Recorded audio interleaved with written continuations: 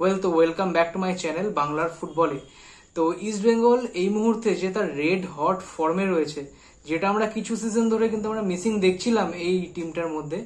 So এরপরে কিন্তু যে কোনো ফুটবল সমর্থক বা ইস্ট বেঙ্গল সমর্থকরা কিন্তু তারা কোথাও স্বপ্ন দেখতে শুরু করেছে যে এই একটা চ্যাম্পিয়ন স্কোয়াড যে ইস্ট বেঙ্গলে বিল্ড আপ হয়েছে এবছর, সেটা কিন্তু শুধু সুপার কাপ কেন, আইএসএল এর টাইটেল কন্টেন্ডার হিসেবেও কিন্তু ইস্ট বেঙ্গল ফেভারিট। তো সেই চ্যাম্পিয়নশিপ বা সেই চ্যাম্পিয়নশিপটাকে ধরে রাখার বা সেই চ্যাম্পিয়নশিপ মেন্টালিটি দেখানোর পিছনে যেই লোকটার অবদান সব থেকে বড়, সেটা কিন্তু the master mind Oscar Bruzon. ঠিক আছে, তো এই টিমটাকে চেঞ্জ করার পিছনে কিন্তু শুধুমাত্র হাত এই একটা মানুষের, যে অস্কার ব্রুজন। তো ইস্ট বেঙ্গলের এত কিছু পজিটিভিটির পরেও কিন্তু কিছু নেগেটিভিটি আছে, তো সবগুলো নিয়ে কথা বলবো, ভিডিওটা দেখতে থাকো। যারা প্রথমবার এই চ্যানেলে আসে তাদের একটা কথা বলি যে আমি কিন্তু ইন্ডিয়ান ফুটবলের এরকম বিভিন্ন রকম updates, player review, team review এইসব নিয়ে কিন্তু আমি ভিডিও বানাই। তোমরা যদি এরকম টাইপের কন্টেন্ট পছন্দ করে থাকো তাহলে কিন্তু চ্যানেলটাকে একটুখানি সাবস্ক্রাইব করে দিও আর বেল নোটিফিকেশনটা অল করে দিও। তো প্রথমে যে বিষয়টা নিয়ে কথা বলবো সেটা হচ্ছে কোচ অস্কার ব্রুজন। দেখো, ইস্ট বেঙ্গলের কথা যদি বলি যে 2020-21 সিজন থেকে কিন্তু ইস্ট বেঙ্গল আইএসএল এ আসে, তার আগে আই লিগ খেলতো। সেই 2020-21 সিজন থেকে কিন্তু আমরা একটা ডামাডোল পরিস্থিতি, ডামাডোল বলাটাও ভুল, মানে খুব একটা বাজে পরিস্থিতির মধ্যে কিন্তু ইস্ট বেঙ্গল এই বছরে কিন্তু চলেছে। সেখানে ইন দ্য ফিল্ড বলো, অফ দ্য ফিল্ড বলো, সব দিক দিয়ে কিন্তু ইস্ট বেঙ্গল একদম সমস্যায় জর্জরিত ছিল। সেখানে ইনভেস্টর ইস্যু থেকে শুরু করে, কোচ থেকে শুরু করে, টিমের প্লেয়ার সিলেকশন থেকে নিয়ে শুরু করে সবকিছু একটা খুব অন্ধকার সিচুয়েশনের মধ্যে ছিল। 2 বছর খেলানোর পর তোমার ইনভেস্টর কিন্তু চেঞ্জ হয়, সেক্ষেত্রে ইমামি দায়িত্ব নেয়, এই ইস্ট বেঙ্গলের সেই ডামাডোল পরিস্থিতিটাকে হাতে নেয়। তারপরে কিন্তু আস্তে আস্তে ইমামির হাত ধরে কিন্তু ইস্ট বেঙ্গল কিছু কিছু সফলতার হাত ধরে, যেখানে আমরা দেখি যে তোমার কালার স্কোয়াডকে নিয়ে আসে, একটা ভালো টিম বানানোর চেষ্টা করে, খরচা করার চেষ্টা করে, প্রত্যেকটা পজিশনে প্লেয়ার রিক্রুট করা থেকে শুরু করে সবকিছু। তারপরেও কিন্তু 2023-24 সিজনে সুপার কাপ কিন্তু চ্যাম্পিয়ন হয় কালার স্কোয়াডের হাত ধরে। একটা 12 বছর পর কিন্তু একটা ট্রফি খরা হাঁটায় ইস্ট বেঙ্গল। কিন্তু এই বছর আলাদাটা কি? এই বছর কিন্তু আলাদাটা হচ্ছে, যেই মানুষটাকে নিয়ে আগে কথা বলতে হবে সেটা কিন্তু হচ্ছে থাংবয় সিংটো। ঠিক আছে, একটা ফুটবল ডিরেক্টর যে এই টিমটার মধ্যে একটা দরকার ছিল, যেই ফুটবল ডিরেক্টর যে ফুটবলটাকে বোঝে, ফুটবলটাকে একদম খুব ভালোভাবে সে চর্চা করে বা গ্রাসরুট টেবিলটাকে খুব ভালোভাবে বোঝে, প্লেয়ার সিলেকশন, স্কাউটিং সবকিছু দিক থেকে কিন্তু ক্রেডিট যায় কিন্তু এই থাংবয় সিংটোর। ইস্ট বেঙ্গলের প্রত্যেকটা পজিশনে যে কটা প্লেয়ার রিক্রুটমেন্ট হয়েছে না, সব কটা কিন্তু একদম খুঁটিয়ে খুঁটিয়ে স্কাউট করা কিন্তু এই প্লেয়ার। ঠিক আছে, আর যথেষ্ট ভালো কোয়ালিটি ফুল প্লেয়ার কিন্তু এই বছর সিগনেচার হয়েছে, আর সেটাই সব থেকে বড় হাতিয়ার হয়ে দাঁড়িয়েছে কোচ অস্কার ব্রুজনের। He is a master of tactician, এটা তো মানতেই হবে। সে বিশাল বড় মাপের একটা কিন্তু ট্যাকটিশিয়ান।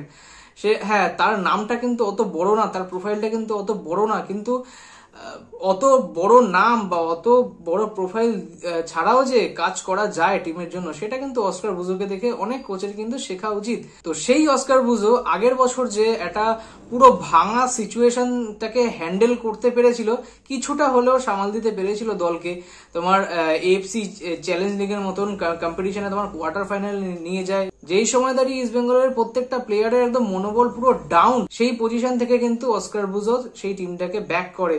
তো তারপরে কিন্তু কোন রকম একটা সিজন যায়, কিন্তু এইবারে কিন্তু প্রত্যেকটা জিনিস একদম ফুলফিল হয়েছে ইস্ট বেঙ্গলের। যেখানে ডিফেন্স বলো, মাঝমাঠ বলো, ফরওয়ার্ড বলো, প্রত্যেকটা জায়গায় কিন্তু কোয়ালিটিফুল প্লেয়ার তোমার হচ্ছে সিগনেচার হয়েছে আর ফুলফিল করার চেষ্টাও করেছে। এবার যে বিষয়টা নিয়ে কথা বলি সেটা হচ্ছে যে এইসব প্লেয়ার, যেসব প্লেয়ার তোমার সিগনেচার হয়েছে, আমি প্রত্যেকটা পজিশন ওয়াইজ নিয়ে কথা বলবো, তাদের ফর্ম একদম ঠিকঠাক জায়গায়, তাদের পুট হওয়া পজিশনটাকে নিয়ে। ডিফেন্সের সেকশনে যদি আসি তাহলে কিন্তু কেভিন সিবিলে এবছর ইনক্লুড হয়েছে, হেজাজি মেহের বেরিয়ে যাওয়ার পর। সেই কেভিন সিবিলে আর আনোয়ার আলী জুটিটা, হোয়াট এ ডুও।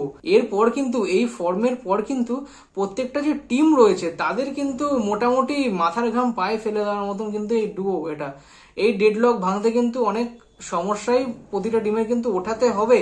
শুধু যে স্টপার পজিশন সেটা না, দুটো সাইড ব্যাক, মোহাম্মদ রাকিব তার কেরিয়ারের বেস্ট ফর্মে রয়েছে, এটা আমি প্রায় প্রত্যেকটা ভিডিওতে আমি বলে আসছি। তার কেরিয়ারের বেস্ট ফর্মে কিন্তু মোহাম্মদ রাকিব এখন চলে গেছে। কি পরিবর্তন করলো রাকিবকে কোচ অস্কার বুজার নিজের হাতে, যেই রাকিবকে কিনা ইস্টবেঙ্গল সমর্থকরা পছন্দই করতো না, ছেটে ফেলার কথা পর্যন্ত চলে এসেছিল, সেই রাকিবকে কিন্তু ব্যাক করলো কোচ অস্কার বুজার। তার সাথে জয় গুপ্তা এবছর ইনক্লুড হয়েছে টিমে। আর কি ফর্মে রয়েছে সিরিয়াসলি, তার ফিজিক যেরকম ভালো, তার বল ডিস্ট্রিবিউশন যেরকম ভালো, তার গেম প্লে এবিলিটিটা সেরকম, তো যথেষ্ট। ডিফেন্স নিয়ে তো কোনো রকম সংশয় এই মুহূর্তে দেখা যাচ্ছে না এই টিমটার মধ্যে। মাঝমাঠ নিয়ে যদি কথা বলি, আমার মতে মাঝমাঠটা হচ্ছে এই প্রত্যেকটা আইএসএল বলো, আই লিগ বলো, যে কোনো ক্লাব বলো না কেন, তাদের মধ্যে সব থেকে বেস্ট মিডফিল্ড সেকশন কিন্তু ইস্ট বেঙ্গলের, যেখানে কিন্তু একমাত্র লিড করছে কিন্তু Mohammad Rashid. What a player seriously, যেরকম ফিজিক ভালো, সেরকম বল কন্ট্রোল বলো, সেরকম গেম রিডিং ক্ষমতাটা বলো, সবকিছু কিন্তু এই প্লেয়ারটার মধ্যে রয়েছে। খুব আন্ডার রেটেড একটা প্লেয়ার কিন্তু সাইন হয়েছিল, আমরা কিন্তু নামও এর আগে কোনোদিন শুনিনি এই মোহাম্মদ রাশিদের। সেই কিন্তু এসে পুরো সিনারিওটা চেঞ্জ করে দিল। ইস্টবেঙ্গলের যে সব থেকে বড় সমস্যাটা একটা সিজন ধরে ছিল, যে মাঝমাঠ কন্ট্রোল কিন্তু ইস্টবেঙ্গল করতে পারছিল না, রাশিদ আসার পর কিন্তু খুব ভালোভাবে সেটা ফুলফিল হয়েছে। তার সাথে কিন্তু কথা বলতে হবে সাউল ক্রেসপোর, যেই সাউল ক্রেসপো কিনা আগের সিজনে এতটা বাজে ফর্মে থাকার পর ফ্যান্সরা রীতিমতন ফার্স্ট্রেটেড হয়ে গেছিল, তাকে নিয়ে ছেটে ফেলার কথা চলে এসেছিল, সেই সাউল ক্রেসপো কিভাবে নিজেকে ব্যাক করলো এই টিমটার মধ্যে, আর অসাধারণ একটা ফর্মে চলছে। আমি চাই যে প্রত্যেকটা প্লেয়ার যে এরকম ইনফর্ম রয়েছে তাদের কিন্তু একটুখানি কনসিস্টেন্সিটা থাকা দরকার, তবে কিন্তু সেই চ্যাম্পিয়নশিপের গরিমা বা সেই মর্যাদাটা কিন্তু এই টিম রাখতে পারবে। তারপরে হচ্ছে মৃগুয়েল ফিগুয়েরা, মানে অস্কার বুজারের সব থেকে বড় হাতিয়ার কিন্তু এই টিমটার মধ্যে মৃগুয়েলের সাথে এর আগেও কাজ করেছে অস্কার বুজো বসুন্ধরা কিংসে বাংলাদেশে। সেই জিনিসটা দেখে কিন্তু অস্কার বুজো ইস্ট বেঙ্গলও সাইন করেছে মৃগুয়েলকে। আর what a player and what he was delivered for his team, মানে সিরিয়াসলি এত ক্রিয়েটিভিটিতে ভরা একটা প্লেয়ার, অ্যাটাকিং মিডফিল্ডার, কিন্তু ইস্ট বেঙ্গল আগে পেয়েছে নাকি আমি জানি না, তোমরা যদি জেনে থাকো তাহলে একটু কমেন্টে জানাও, ঠিক আছে। কিন্তু একটাই ওর নেগেটিভ পয়েন্ট এই মুহূর্তে দেখা যাচ্ছে, সেটা হচ্ছে ওর কিন্তু যে কটা শট বা যে কটা হেড ও নিচ্ছে সব কিন্তু বাড়ে গিয়ে লাগছে, গোলটা পাচ্ছে না। শুধুমাত্র এটা মৃগুয়েলের সাথে না, এটা কিন্তু হামিদের সাথেও, ইবুজুকির সাথেও কিন্তু এই সমস্যাটা হচ্ছে যে বাড়ে গিয়ে লাগছে, ঠিক আছে। সেটা কথাটা আমি পরে বলছি। তারপরে হচ্ছে দুটো উইং আর ফরওয়ার্ড সেকশন, দুটো উইং এ বিপিন সিং আর মহেশ আলাদা ফর্মেই রয়েছে ইস্ট বেঙ্গলের। বিপিনকে দেখে তো মনেই হচ্ছে না যে প্রথমবার ইস্ট বেঙ্গলের জার্সি গায়ে ও প্রথমবার ইস্ট বেঙ্গলের হয়ে খেলছে, মনে হচ্ছে যেন বহু বছরের একটা প্লেয়ার, ইস্ট বেঙ্গলের গরিমাটা খুব ভালোভাবে বোঝে। সো সেটা নিয়ে কোনো সমস্যা নেই তার, একদমই বোঝা যাচ্ছে না। আর সেরকম কিন্তু ফর্মে রয়েছে, গোল করছে, ভালো পাস বাড়াচ্ছে, ক্রস দিচ্ছে, ভালো জায়গা নিচ্ছে, ভালো, অসাধারণ অসাধারণ অসাধারণ। বিপিনকে নিয়ে কিন্তু অনেক কথা উঠেছিল এই সাইনিংটা নিয়ে, যে মুম্বাই ছেটে দিচ্ছে, তারপরে কিন্তু ইস্ট বেঙ্গল সেই ছাঁটাই প্লেয়ারটাকে নিচ্ছে, একটা বুড়ো প্লেয়ারকে কিন্তু সাইন করাচ্ছে। বিপিন কিন্তু যত দিন যাচ্ছে তত কিন্তু নিজেকে প্রুফ করছে, আর সেই যোগ্য জবাবগুলো কিন্তু সেই নেটিজেনদের দিচ্ছে। তারপরে হচ্ছে মহেশ নাওরেম, মানে আমি এই মুহূর্তে দাঁড়িয়ে বলতে পারি ইন্ডিয়ার বেস্ট প্লেয়ার নাওয়াডেজ।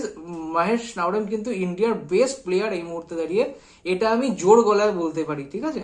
যেরকম তার বল কন্ট্রোল এবিলিটি, সেরকম তার গেম রিডিং ক্ষমতা, হ্যাঁ, ড্রিবলিং পাওয়ার, সবকিছু কিন্তু রয়েছে, ক্যাপ্টেন্সিপ এবিলিটি, এটা কিন্তু আমি আর কোনো ইন্ডিয়ান প্লেয়ারদের দিয়ে কিন্তু আমি দেখিনি এই মুহূর্তে, যেটা মানে কারেন্ট সিচুয়েশন ওয়াইজ আমি বলছি, কোনো ইন্ডিয়ান প্লেয়ারদের মধ্যে কিন্তু আমি সেই জিনিসটা দেখতে পাচ্ছি না যেটা আমি মহেশের মধ্যে দেখতে পাচ্ছি। তো অনবদ্য মহেশ, সত্যি অনবদ্য। আর ইস্ট বেঙ্গলের একটা মানে অন্যতম হাতিয়ার কিন্তু এই মহেশ, ঠিক আছে। তারপরে কথা বলি সেন্টার ফরওয়ার্ড অপশন হামিদ আর হচ্ছে ইবুসুকে নিয়ে। হামিদ কিন্তু ভালো খেলুক খারাপ খেলুক মিস করুক যাই করুক না কেন, ও কিন্তু আলটিমেটলি গোলটা পাচ্ছে, ঠিক আছে। হ্যাঁ, কিছু বহু বাজে মিস করেছে, শর্ট বারে লেগেছে, 1:1 মিস করেছে, জায়গা নিতে পারেনি, ফার্স্ট টাইম শুট নিলে হয়তো গোল হয়ে যেত, এসব বহু কিন্তু করেছে, কিন্তু তারপরেও কিন্তু গোলটা পেয়েছে। যেই গোল করাটা কিন্তু আগের বছর ছিল, তার আগের মানে যে কটা সিজন তুমি উঠিয়ে দেখো প্রত্যেকটা সিজনে কিন্তু ছিল, তো সেই কোথাও গোল করাটা কিন্তু ইস্ট বেঙ্গল চেঞ্জ করতে পেরেছে এইবার কিছুটা হলেও। তারপরে হচ্ছে ইবুসুকি, দেখো প্লেয়ারটার এজ হয়ে গেছে সেটা সবাই জানে, ঠিক আছে। ডিয়ামান্টাকাস যেভাবে ছেড়ে বেরিয়ে গেছে বা যেভাবে ছাঁটাই করে দিয়েছে তাকে, তারপরে এর থেকে ভালো প্লেয়ার সেই মুহূর্তে আসতো না। হ্যাঁ, যে একটুখানি স্লো প্লেয়ার ঠিকই, কিন্তু ওর কিন্তু মানে সেই শটে যে পাওয়ারটা থাকার কথা অ্যাজ এ মানে গোল পচার, যেই জিনিসটা ওর মধ্যে থাকার কথা সেই জিনিসটা কিন্তু খুব ভালোভাবে রয়েছে। আমার যতদূর মনে হয় যত ম্যাচ খেলবে, যত গেম টাইমও পাবে, তত কিন্তু গোল পাবেও। আর সবে তো শুরু হয়েছে, দেখো না কটা তো ম্যাচ তো সবে খেললো, এখনো তো অনেক ম্যাচ বাকি রয়েছে, পুরো সিজনটাই পড়ে রয়েছে। তো দেখা যাক না কিরকম হয়। আশা করি তো প্লেয়ারটা যথেষ্ট ভালো। ওরও কিন্তু অনেকগুলো শট বা হেড কিন্তু তোমার বারে লেগেছে, গোল কিন্তু পায়নি। তো এই হচ্ছে ইস্ট বেঙ্গলের কিছু পজিটিভ জিনিস। এবার নেগেটিভিটি নিয়ে কথা বলি, সেটা হচ্ছে কিন্তু সেই ফিনিশিং এর জায়গাটা। প্রত্যেকটা সিজনে কিন্তু একই জিনিস, এই সিজনটাও অনেক জিনিস। ইস্ট বেঙ্গল কিন্তু প্রচুর চান্স তোমার ক্রিয়েট করছে, কিন্তু কনভার্সন রেট কিন্তু তার থেকে অনেক কম। ঠিক আছে, গোলটা কিন্তু ওপেন করতে পারছে না ইস্ট বেঙ্গল। প্রচুর চান্স ক্রিয়েট করছে, উইং থেকে বলো, মাঝখান থেকে বলো, যথেষ্ট ভালো ক্রিয়েট করছে, কিন্তু কোথাও পোস্ট বাধা হয়ে দাঁড়াচ্ছে, আর কোথাও গাঁডিলামির জন্য বা 1:1 একদম সহজলভ্য সুযোগ সেইগুলো কিন্তু নষ্ট করছে প্লেয়াররা। তো কোথাও এই জিনিসটা যদি একটুখানি উতরে নিতে পারে কোচ, এই জিনিসটা যদি একটুখানি ওষুধ দিয়ে যদি ঠিক করতে পারে, তাহলে কিন্তু এই টিমটাকে আর ঘুরে দাঁড়াতে হবে না। এই বছর সুপার কাপ চ্যাম্পিয়নশিপ তো বলোই, এখন যেটা দেখতে পাচ্ছি যে হয়তো সেমিফাইনাল হয়তো বা বেঙ্গালুরু বা তোমার পাঞ্জাবের সাথে হয়তো পড়তে পারে। আর মোস্ট প্রবাবলি আমার প্রেডিকশন অনুযায়ী FC Goa versus east Bengal, এটাই কিন্তু ফাইনাল হবে। ঠিক আছে, আর কোথাও এই জায়গাটা দাঁড়িয়ে কিন্তু ইস্ট বেঙ্গলের এই বছর চ্যাম্পিয়ন হওয়াটা দরকার রয়েছে সুপার কাপের। ঠিক আছে, তারপরে আইএসএল যখন আসবে আইএসএল কে নিয়ে তো কথা বলবোই। আপাতত সুপার কাপ চলছে, সুপার কাপটা নিয়ে কথা বলাটাই ভালো। পরের বিষয়ে পরে দেখা যাবে।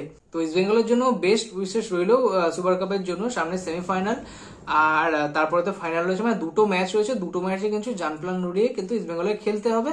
কোথাও সেই চ্যাম্পিয়নশিপটাকে কিন্তু আবার নিয়ে আসার চেষ্টা কিন্তু করতে হবে, যেটা কিন্তু কয়েকটা সিজন ধরে কিন্তু ইস্ট বেঙ্গলের মধ্যে মিসিং রয়েছে। তো চলো, এই ভিডিওটা আজকের পর্যন্ত এইটুকুই।